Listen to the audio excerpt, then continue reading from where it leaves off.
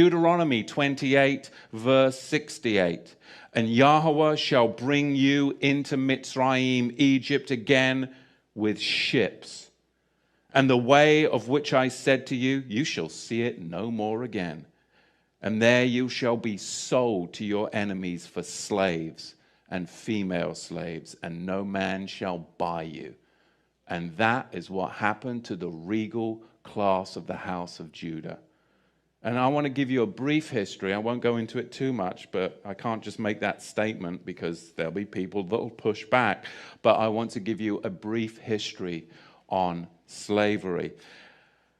I was just amazed, I got to tell you. I mean, when you come to America and you talk to people about slavery, you can talk to black people about slavery, white people about slavery, and they'll give you all this history on slavery, and it only goes back to the 16th and the 17th century.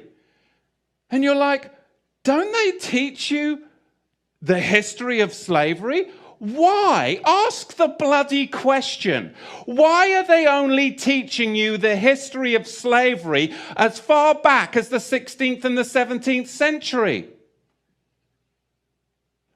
Why are they only going that far back? Because they don't want you to go farther back than that, because then you'll actually find out the truth. But from the 16th and 17th century, we'll teach you about slavery. You've got to go further back, and you've got to understand and question, why do they do this throughout the whole of America, in all the public schools? Why do they only go back as far as the 16th and the 17th century to talk about slavery? We've got to go further back than that. Because Islam designed infernal slavery, and then the Ashkenazi Khazars, those who say they are Jews and are not, are the ones that marketed it, and the regal Negro nomads exiled from the kingdom of Judah were the main recipients of it at the hands of the indigenous black Africans.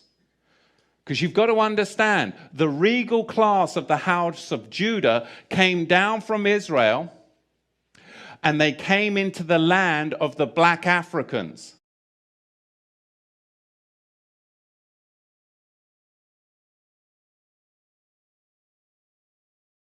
And the black Africans resented the regal class of the house of Judah in their land, because they had laws, they had customs, they had civility.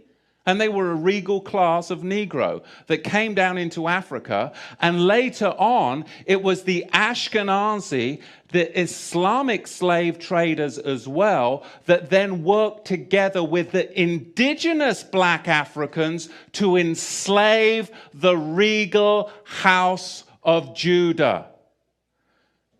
This is what we've got to understand, but you've got to go back before the 16th century to understand the roots of it. So we're going to see, as we dig into this, where this slavery came from, because it was really a system that was very, very well crafted. There was Islamic masters, and there were white Ashkenazi Khazar ship owners. There were the buyers and the sellers. And they're not going to fill you in on all of this, but really you've got a 4-tier system. Number one, you have the Negro nomads that were exiled from the kingdom of Judah. Number two, you had indigenous black African hunters that resented the regal Negro nomads that had come into their territory with their own customs, with their own laws that were different and would not assimilate into their tribal culture. They were their own tribe. They were the regal house of Judah. And number three, you had Islamic trappers that worked with the indigenous black Africans to trap the regal Negro house of Judah. And then you had them sell them to the Ashkenazi ship merchants, along with many Portuguese and British Ashkenazi.